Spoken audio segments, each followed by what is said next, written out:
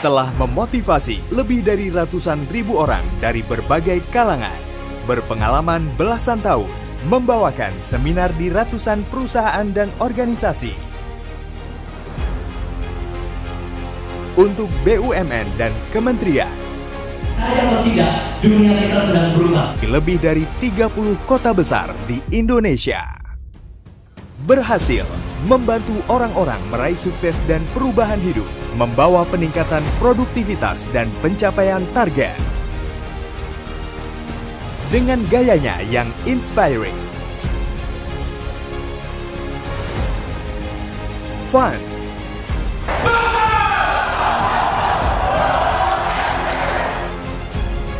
dynamic,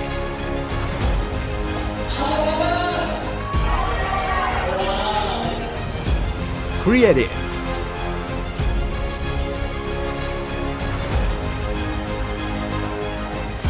challenging, dan selalu tampil all out.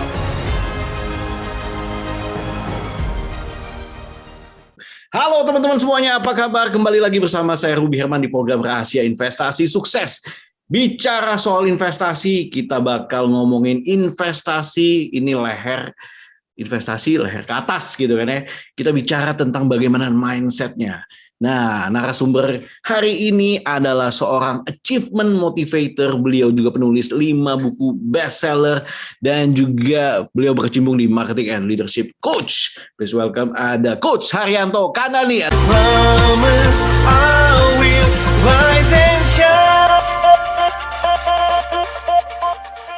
Ada Coach Har, hai. Hai, thank you Bro Ruby sudah undang di program ini ya. Semoga bisa jadi inspirasi buat yang lain semuanya. Yes, thank you so much Coach Har ya. Tentunya program ini biar menginspirasi banyak orang, apalagi khususnya investasi leher ke atas ya, tentang mindset dan lain-lain. Nah, Coach Har, boleh perkenalan sedikit no. Gimana nih awalnya bisa menjadi seorang coach? Apa yang melatar belakangi itu Coach Har? Silakan. Oke. Baik, jadi memang saya ini berangkat dengan latar belakang praktisi di bidang sales ya. Jadi saya mengawali karir menjadi seorang sales di dunia properti ya. Bagaimana menjadi sales properti dengan tidak digaji tapi hidup dari komisi. Tetapi dari situlah, itu sudah belasan tahun yang lalu ya. Tapi dari situlah saya mulai mencintai dunia penjualan. Karena dunia penjualan itu dunia yang sangat dinamis ya. Kita bisa punya kesempatan unlimited income dan bersyukur di situ juga punya pencapaian yang cukup bagus. Untuk masa itu sudah punya penghasilan yang cukup lumayan dari hasil penjualan. Nah, saya mulai berangkat dari kesempatan-kesempatan yang terbuka untuk mengisi forum-forum ya, pelatihan-pelatihan untuk organisasi maupun juga bisnis maupun juga perusahaan kecil saat itu. Nah, namun ketika saya mulai jalani, passion dalam diri itu bergelora, bahwa senanglah melihat orang-orang produktif, mengalami kemajuan, mengalami terobosan. Akhirnya 2007, kurang lebih 14 tahun yang lalu, saya fokuskan untuk membangun sebuah lembaga training yang akhirnya sampai hari ini saya bersyukur bisa menjadi dampak begitu banyak orang, baik di Indonesia, ya mungkin lebih dari 30 kota besar, maupun juga di beberapa negara untuk kita membawakan pelatihan dalam bentuk seminar, training, ada in-house training, ada public training. Nah, kurang lebih seperti itu. Dan memang menarik, Bro Rubik, kalau saya ingat kehidupan saya ini nggak seperti itu dulu. Saya pemalu, penakut, introvert, nggak berani ngomong, nggak percaya diri, apalagi lahir dari keluarga yang broken home ya. Tetapi ketika saya mengalami sebuah terobosan di tahun 98, karena ikut sebuah seminar juga, disitulah perubahan mental, terobosan spiritual, perubahan pola pikir membawa saya bisa berkembang. Nah, itulah yang saya fokuskan juga hari ini, membantu orang-orang mengalami perubahan di dalam mindset-nya, kualitas dirinya. Wow, perubahan dalam mindset. Ini seberapa besar sih Bu pengaruh perubahan mindset terhadap kesuksesan dalam hidup, Bro? Wow, menurut saya itu salah satu peranan yang sangat besar. Kenapa? Mindset itu adalah mentalitas. Sekumpulan semua prinsip, keyakinan, values, atau mungkin nilai-nilai hidup yang terprogram di pikiran seseorang. Makanya saya suka katakan mentalitas menentukan kualitas seseorang. Mentalitas menentukan produktivitas seseorang. Mentalitas menentukan juga aktivitas-aktivitas apa yang dia buat, dan juga akhirnya menentukan fasilitas apa yang dia nikmati dan realitas hidupnya. Banyak pengalaman saya, Bro Ruby ya, dalam menangani SDM di Indonesia, prihatin. Kenapa? Problem terbesar adalah mentalitas. Ada yang sudah kerja, mentalnya begini, saya karyawan, dikaryakan untuk melawan. Belum lagi kena penyakit mental ya, virus-virus mental, kudis, kurang disiplin, asal mengisi absen, ginjal, gajinya naik, kerja lamban, paling banyak pucat, dikit-dikit mau pulang cepat. Nah, mentalitas seperti ini yang membuat kita susah maju. Ya, Indonesia tidak kurang dengan sumber daya alamnya. Kita hebat, kita kaya, kita luar biasa. Tapi kalau SDM-nya, mentalnya tidak dibangun, kita kalah dengan negara-negara lainnya. Itu yang saya lihat bagaimana negara-negara bisa maju, salah satunya karena mentalitas orang-orangnya, SDM-nya. Wow, berarti Coach Har ini fokus untuk memperbaiki mentalitas, khususnya para karyawan-karyawan atau SDM nih, Bro. Yes. Nah, tadi kan Coach Har sendiri lihat kan bahwa Indonesia sebenarnya banyak sekali nih penduduknya, ya kan, 275, sekarang udah hampir 280 juta mungkin ya. Nah, sebenarnya kita bisa lebih lagi ya, dengan tadi mentalitas dan lain-lain. Kadang banyak orang yang nggak sadar nih membutuhkan di coaching ataupun membutuhkan perubahan mental. Sering nggak sih coach kayak gitu, Coach? Ya, jadi memang selalu saya katakan kita itu seperti sebuah botol yang kosong. Ya, botol yang kosong. Kalau kita isi air putih, mungkin bisa dijual 5.000, 10.000, seperti layaknya air mineral. Kalau kita isi misalnya madu, harganya bisa mungkin jadi ratusan ribu. Tapi kalau kita isi parfum merek ternama dunia, bisa jutaan. Ada juga botol diisi oli, ada botol mungkin diisi soda atau kopi. Apa yang diisi menentukan nilai jualnya. Nah, bayangin kalau seseorang ya sudah banyak diisi dengan mungkin hal negatif, hal buruk, dari pola didik orang tua, budaya, belum lagi berita ataupun juga sosial media. Nah, ininya tidak terbangun pola pikirnya. Nah, akhirnya sayang sekali mereka sulit untuk menjadi seorang yang punya performance yang bagus, sulit menjadi seorang achiever atau top performer. Nah, makanya saya membantu SDM-SDM di Indonesia dengan program pelatihan, ya, bukan cuma mindset tapi skill set juga, keterampilannya, khususnya orang sales, marketing, dan juga level-level leader, untuk mereka bisa punya isian nih. Nah, diisi dengan hal-hal yang bisa membantu kualitas mereka di dalam bekerja, di dalam mencapai target, di dalam kinerja dan produktivitas. Nah, itu yang kami bentuk di dalam program-program yang ada. Contohnya, bagaimana mereka bisa bekerja sama dalam tim, bagaimana bisa punya mental yang selalu mau unggul, ya, bagaimana memberikan layanan yang maksimal, service excellence. Kalau dia seorang pemimpin, apakah pimpinan cabang, atau mungkin dia seorang manajer, supervisor, bagaimana sih kualitas seorang pemimpin dan bagaimana cara memimpin yang efektif. Nah, ini kan kita isi. Nah, layaknya kalau kita tahu bahwa salah satu senjata yang terbesar di dunia ini adalah, salah satunya adalah edukasi. Ya, masyarakat yang tidak ada edukasi pasti akan kalah dengan mungkin organisasi negara ataupun sebuah kota yang penuh dengan edukasi. Nah, tetapi edukasi itu kan tidak hanya formal. Kita sekolah, SD, SMP, SMA, kuliah. Ternyata edukasi itu pembelajaran seumur hidup. Apa yang dulu kita tahu sekarang bisa jadi ketinggalan. Bro Ruby, dulu saya punya keahlian, saya bangga. Bisa ngetik 10 jari. Bisa ngetik 10 jari, bawa kopor. Apa itu mesin ketik ya? Ada karbonnya, tip X-nya. Tapi punya keahlian itu sekarang ketinggalan. Nggak ada lagi kelihatan mesin ketik seperti itu. Sudah punah rasanya. Mau nggak mau kita harus upgrade ilmu lagi. Nah, sama juga saya mengajar banyak sales dari dulu belasan tahun. Contoh, saya ngajarin, sales senjatanya adalah kartu nama. Nah, ilmu itu kan sudah tidak up to date. Kalau kita tukaran kartu nama, sekarang kartu nama orang kita kantongin sebentar dibuang. Mungkin kita harus tukaran WA, ya, bagaimana punya sosial media. Dulu contoh saya ngajarin, kalau mau meningkatkan penjualan harus perbanyak database. Sekarang bukan cuma database, kita harus punya fan base. sekumpulan orang-orang yang suka dengan konten kita, ya menjadi subscriber, follower kita, mereka lebih kenal, percaya kita, sehingga kita bisa dengan mudah menjual. Jadi ternyata ini contoh apa yang dulu hebat, apa yang dulu kita tahu, apa yang dulu kita pahami, sekarang bisa jadi sudah ketinggalan, makanya perlu diisi. Nah itu bagian dalam hal-hal itu saya melengkapi di SDM di dunia usaha dan dunia bisnis, dan khususnya SDM yang ada di sebuah company. Wah, luar biasa Coach Har. Nah, Coach Har, di zaman now ini nih, apalagi di tengah digitalisasi ya kan, banyak sekali nih berhubungan dengan mental gitu kan ya. Yes. Banyak sekali nih influencer-influencer yang sekarang kita lagi lihat nih, ya kan. Wah, flexing, terus wah kerja gampang, nih pakai gini-gini dengan seperti ini mudah. Akhirnya mentalitas khususnya anak-anak muda, Gen Z dan milenial pada pengen yang instan, pengen yang wah cara gampang. Nah, bagaimana Coach Har menanggapi ini, Coach? Jujur, saya nggak setuju. Ya, itu yang saya edukasi di dalam materi-materi saya. Salah satunya kan sempat heboh 2 tahun terakhir ini, saya punya program personal branding. Kenapa 2 tahun ini? Karena sejak pandemi, orang sales susah cari prospek.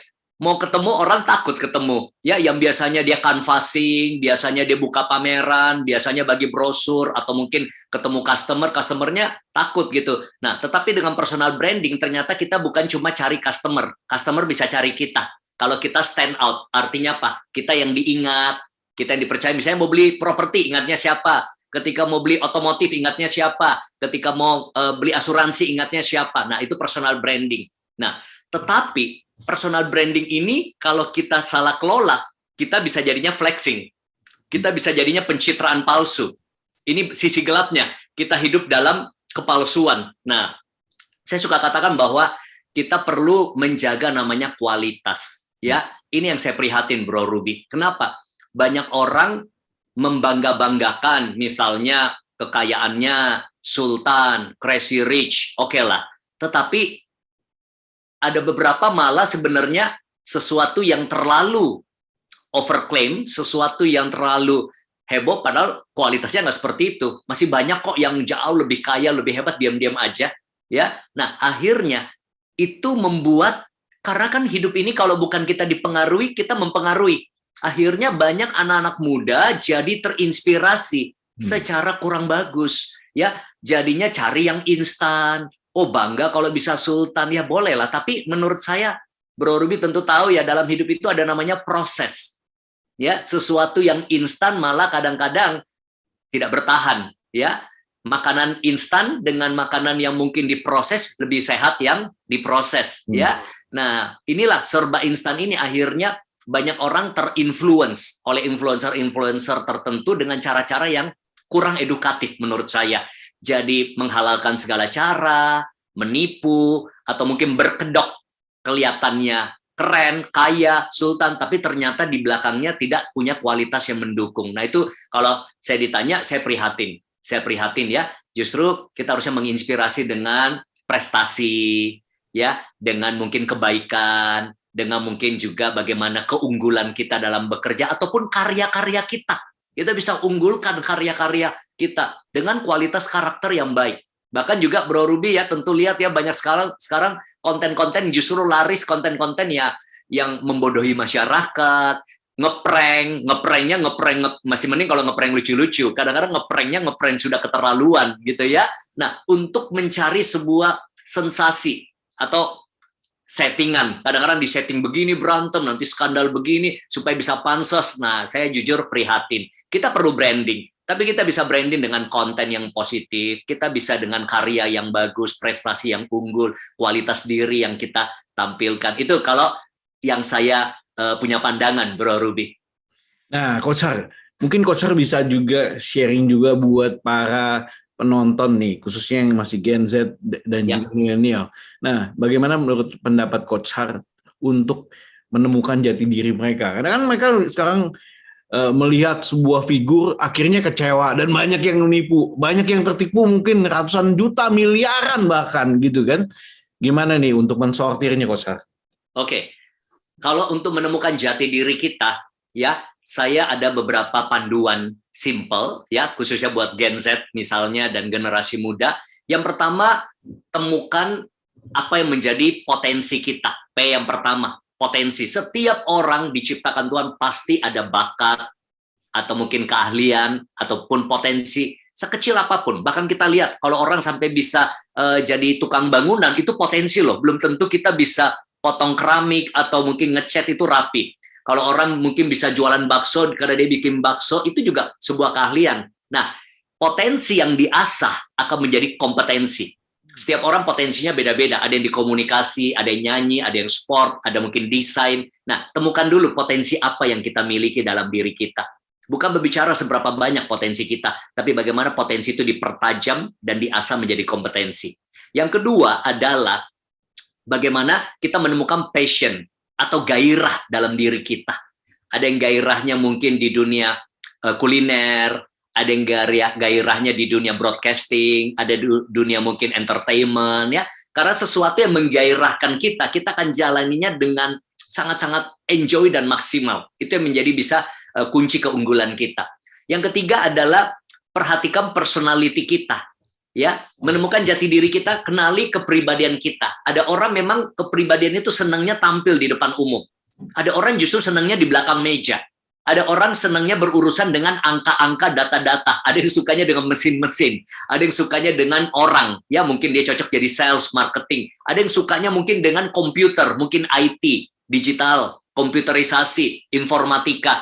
Tapi ada orang juga senangnya dengan alat-alat musik. Ada orang hatinya tuh dan kepribadiannya lebih senang dengan alam. Jadi, kenali kepribadian kita. Seperti apa. Jadi, 3P ini, potensi, dan juga kita punya passion, personality, saya tambah lagi ya, past experience. Apa pengalaman masa lalu kita yang sudah membentuk hidup kita? Setiap orang pasti punya pengalaman, termasuk pengalaman buruk pun bisa menjadi sebuah cerita sukses di masa akan datang. Ada orang mungkin punya masa lalu sebagai, mohon maaf, yatim piatu, ada yang lahir cacat, ada juga yang mungkin punya masa lalu pernah dibully, ada yang punya masa lalu mungkin berada dalam lingkungan keluarga yang mungkin miskin dan lain sebagainya. Ternyata masa lalu itu bisa membentuk kehidupan seseorang untuk berprestasi di area-area tersebut. Nah, dan satu lagi, apa yang kalau kita lakukan, kita bisa sangat produktif. Ya, jadi 5P nih, ya. Apa yang kita lakukan produktif. Bagaimana kita tahu kalau kita buat hal itu, orang-orang bilang, kamu bagus banget loh kalau nyanyi. Kamu kalau masak enak banget loh. Wah, kamu mah jagonya memang kalau gambar. Orang bisa menilai loh. Apa sih yang kita kayaknya cukup unggul, cukup menarik gitu ya. Nah, contoh saya pribadi ya, saya dari dulu ya, Bro Ruby itu kalau dikasih CD lagu atau nonton konser dengan seminar atau dikasih buku, saya lebih suka dapat buku dengan seminar. Saya tidak terlalu bergairah untuk hal-hal dunia vokal misalnya, dunia musik, termasuk dunia olahraga. Dunia kuliner juga enggak, tapi suka makan. Tapi kalau bikin-bikin masakan gitu kurang. Nah, jadi saya senang dunia apa ya? Pengembangan diri, dunia sales, marketing. Nah, tapi potensinya dulu masih kurang bisa ngajar, berbicara depan umum. Tapi ketika saya asah, ternyata kemampuan saya public speaking bisa baik. Nah, dan itu menggairahkan saya. Dan akhirnya orang-orang mulai puji, kamu ngajar bagus ya, mudah dimengerti ya, simple, sistematis, dan kita lihat ternyata respon orang bagus banget dengan apa yang kami buat. Tapi kalau urusan nyanyi, saya pernah ikut audisi 2 kali, Bro Ruby. Ya, mungkin Bro Ruby nggak tahu. Saya ikut audisi 2 kali, ditolak mentah-mentah, gagal. Saya tepuk tangan aja false. Jadi saya harus jangan fokus ke situ, tapi fokus pada apa yang memang saya punya, apa yang saya bisa, apa yang saya ahli. Nah, akhirnya kalau 5P ini terwujud, P berikutnya akan datang, menghasilkan profit. Nah, profit bisa bicara duit, bisa bicara popularitas, bisa bicara prestasi. Nah, ini 5 panduan P ini yang mungkin kita perlu banyak renungin buat generasi muda. Apa sih yang menggairahkan saya? Apa sih yang ada dalam diri saya? Apa sih yang saya mampu lakukan? Nah, itu akan membuat kita bisa lebih tajam membentuk kehidupan kita. Nah, setelah itu baru kita komunikasikan dengan branding di bidang kita. Mantap nih, Coach Har. Ini juga banyak terjadi nih. Banyak karyawan-karyawan, ya kan, begitu ngalamin kesusahan dikit aja. Saya mau jadi pengusaha aja. ini bukan nggak cocok sama diri saya. Nah, gimana nih saran Coach Har? Oke, saya percayanya seperti ini ya. Memang banyak pemahaman akan hal ini, Bro Ruby. Ada aliran yang bilang setiap orang harus jadi entrepreneur, harus berani ambil resiko jadi pengusaha. Pokoknya hidup itu harus pengusaha. Saya mempercayainya berbeda. Saya percaya bahwa memang ada orang-orang dipanggil menjadi pengusaha dalam kehidupannya. Tapi bayangin ya, kalau semua jadi pengusaha, nggak ada yang petani, nggak ada yang petambang, nggak ada yang mekanik, nggak ada yang jadi pegawai. Rasanya nggak mungkin kan? Ya, kita makan aja. Itu sebuah proses. Ada pengusaha yang bikin restoran, ada yang menyajikan, ada yang memasak. Tapi kalau kita tarik lagi, ada bahan bakunya loh. Bahan bakunya itu kan berarti ada yang bercocok tanam, ada yang jadi peternak. Nah, berarti menurut saya adalah temukan panggilan hidupmu. Sebenarnya kita dipanggil untuk melakukan apa di dunia ini. Temukan calling kita. Jadi bagus kalau kita bisa jadi pengusaha, tapi pengusaha dia bisa disebut pengusaha berarti dia punya karyawan. Dia bisa punya karyawan. Jadi kalau semuanya jadi pengusaha, siapa dong karyawannya? Siapa dong jadi pemasok mungkin bahan bakunya dan lain sebagainya. Nah itu. Jadi menurut saya anak-anak muda, bagi saya pesan saya begini, jadilah unggul di bidangmu. Kalau memang kita dipanggil jadi atlet, jadilah atlet yang unggul. Jadilah pengusaha yang unggul. Jadilah karyawan yang unggul. Jadilah chef yang unggul. Jadilah penyanyi yang unggul. Nah, itu highlight dari point of view saya. Oke, mau jadi karyawan pun asal unggul juga bagus juga ya. Kan bisa sampai level CEO dan lain-lain gitu ya. Benar. Nah, itu yang saya bilang. Kalau kita sudah jadi karyawan, jadi jangan karyawan mental yang malas, yang susah dipercaya. Wah, banyak saya kenal Bro Ruby ya, itu posisi-posisinya itu kalah-kalahin pengusaha penghasilannya.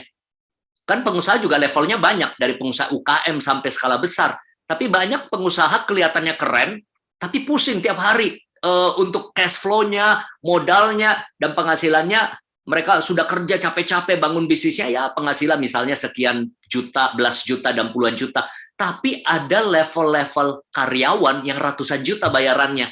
Karyawan yang mungkin sudah posisinya GM, CEO, atau mungkin director dari sebuah perusahaan. Sebenarnya karyawan juga, tetapi sudah dalam posisi high performers, ya, performanya sudah bagus di level tinggi karena berangkat karirnya dia terus meningkat. Nah, jadi sebenarnya bagus banget juga di bidang dunia kerja, tapi menjadi orang-orang yang unggul. Yes, apapun itu ya, baik karyawan atau pengusaha, pokoknya jadilah seorang yang unggul di bidangnya, maka akan mendapatkan profit dan juga lain-lain sebagainya. Oke. Coach Har, program apa saja nih yang paling banyak diminati nih dari Coach Har? Oke, jadi memang saya ini ada beberapa program. Biasanya kami terbagi dua. Ada in-house training, ada public training. Public training kami buat setiap bulan dari zaman sebelum pandemi di hotel, ya. Jadi berbagai perusahaan, berbagai individu datang ke program kami. Yang unggul dan juga menarik dan selalu banyak sekali peminatnya. Tiap bulan kami adakan program public speaking training. Bagaimana teknik presentasi, bagaimana teknik untuk bisa menyampaikan pesan dengan baik. Itu juga saya kaget, berawal dari iseng-iseng saya coba buka program public speaking. Ternyata yang hadir bupati, tim sukses presiden, artis, dokter, pejabat, leader-leader perusahaan. Ternyata kenapa? Mereka takut tampil depan umum untuk pidato, untuk presentasi produk, makanya belajar di situ. Nah, itu selain public speaking, kami juga buat leadership training untuk supervisor, sales, marketing leader, kepala cabang, bagaimana teknik coaching, bangun performance team, dan satu lagi teknik selling. Nah, kalau selling skill ini lebih ke teknik negosiasi, bagaimana meningkatkan penjualan, bagaimana cara melakukan closing. Nah, ini 3 yang cukup highlight untuk public training kami. Terakhir waktu pandemi yang tadi saya bilang personal branding. Mungkin sejak pandemi ini kami buat personal branding, kebetulan secara online ya, sudah hadir mungkin sekitar lebih dari 10.000 peserta. Nah, ada yang sekali buat 2.000 orang, ada yang sekali kita buat 200 orang, 300 orang, banyak sekali peminatnya, tapi kebanyakan orang sales, marketing. Nah, selebihnya adalah in-house training. Kalau in-house training itu kami bicara di perusahaan swasta ataupun BUMN ataupun juga perusahaan multinasional. Contoh misalnya perbankan, industri asuransi, properti, otomotif, ya, dan berbagai perusahaan-perusahaan seperti manufacturing, ya. Nah, apa sih program in-house training kami? Lebih membangun kinerja, kerjasama tim, produktivitas, mentalitas SDM-nya. Dan beberapa minta juga khusus untuk melatih tim sales-nya untuk capai target. Sampai saat ini pun juga saya bersyukur kita dikontrak. Ada yang dikontrak setahun, ada yang dikontrak beberapa bulan untuk handle project-project mereka supaya mereka bisa melihat hasil, terutama di bidang penjualan. Bagaimana mendampingi ya timnya untuk bisa mencapai target-target penjualan. Biasa sih ini lebih ke orang sales marketing. Nah, selebihnya lagi banyak klien kami lebih ke dunia asuransi, network marketing. Nah, itu saya bersyukur di Indonesia belasan tahun ini dipercaya dengan perusahaan-perusahaan seperti itu yang cukup ternama juga. Wow, mantap nih.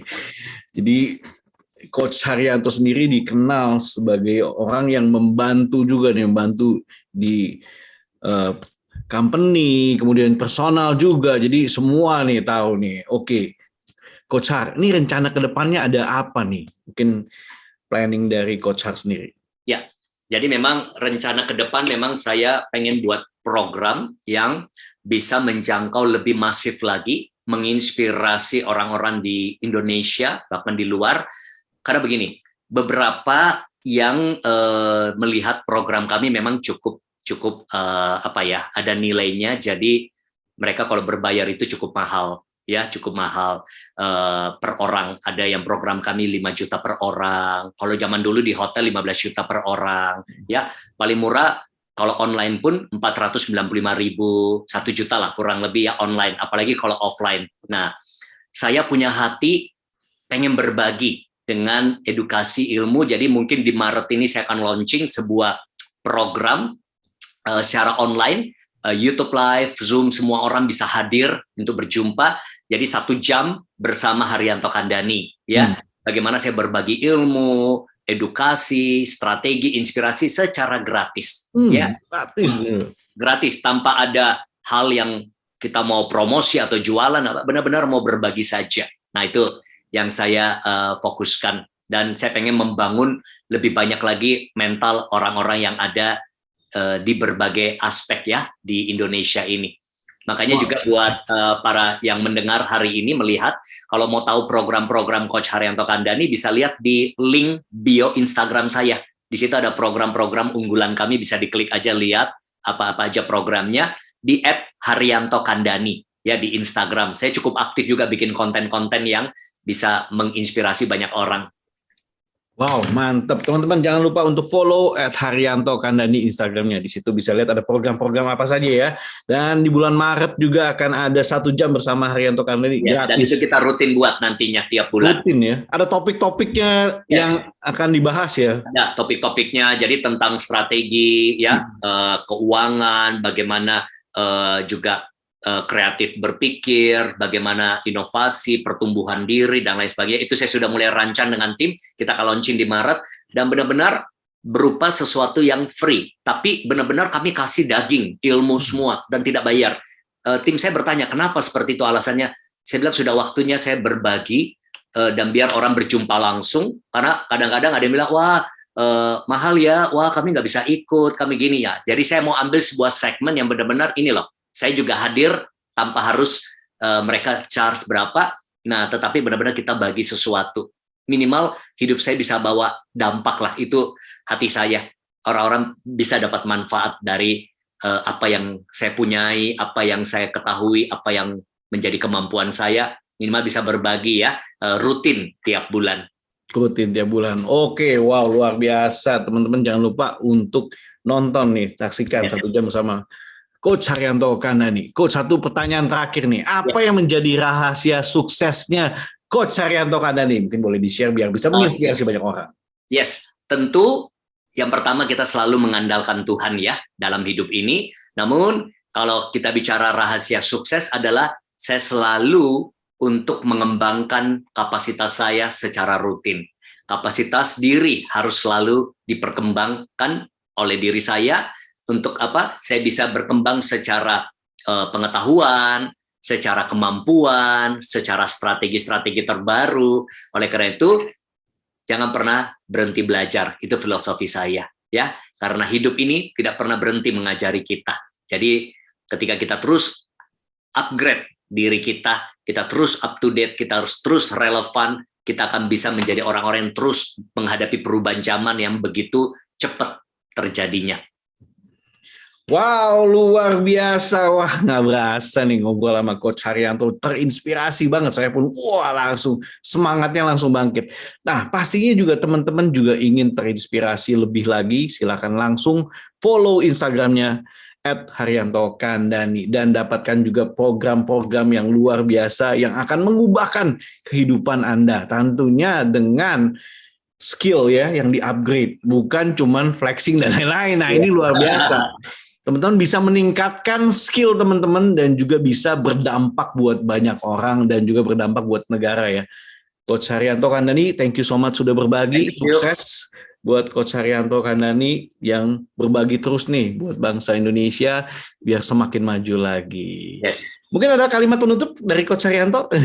Oke, satu kalimat buat teman-teman semua. Ketika kita terus mengubah pola pikir kita bisa juga membawa perubahan di dalam kehidupan kita. Jadi terus melakukan perubahan pola pikir ke arah yang lebih baik dan juga lebih positif. Thank you.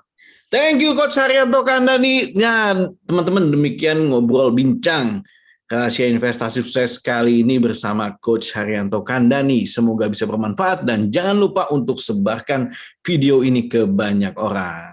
Sekali lagi terima kasih telah menyaksikan program ini. Sampai jumpa di next episode. Saya Ruby Herman. Bye-bye.